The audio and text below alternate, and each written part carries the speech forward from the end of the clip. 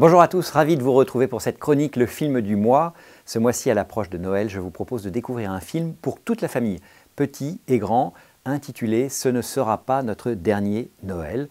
Enfin, un film catho, pas gnangnan, qui s'adresse à tout le monde, qu'on soit croyant ou non, pour célébrer la famille et l'amour.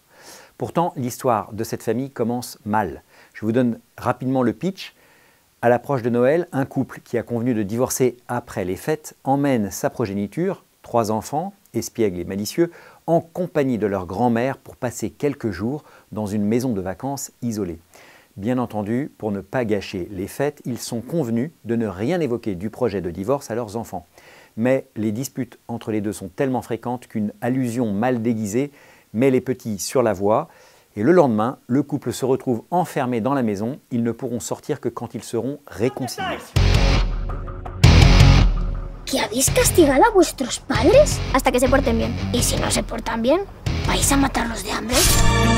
Levanta tu cochino culo de mi sofá y lucha por mi hija. ¡Ahora! ¡Jugar!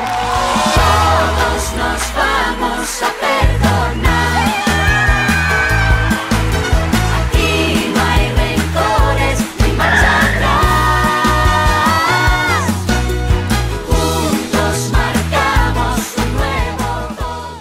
Le réalisateur Juan Manuel Cotelo, à qui l'on doit déjà plusieurs films d'une grande profondeur, comme Terre de Marie ou Le plus beau des cadeaux, a voulu apporter sa pierre à l'édifice du combat pour la famille en proposant non pas de se plaindre ou de dénoncer la pandémie mondiale de divorce, mais un film positif, joyeux, divertissant, qui donne par la bouche des enfants et de la grand-mère des clés solides pour un couple durable, le pardon, le sens du sacrifice, si nécessaire pour tout ce qui vaut la peine sur cette terre, le service des autres, etc.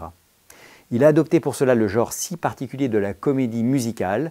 Les chansons, composées par un jeune prodige de 24 ans, ne sont pas là comme une décoration. Elles font partie intégrante de l'histoire qui nous tire souvent les larmes des yeux.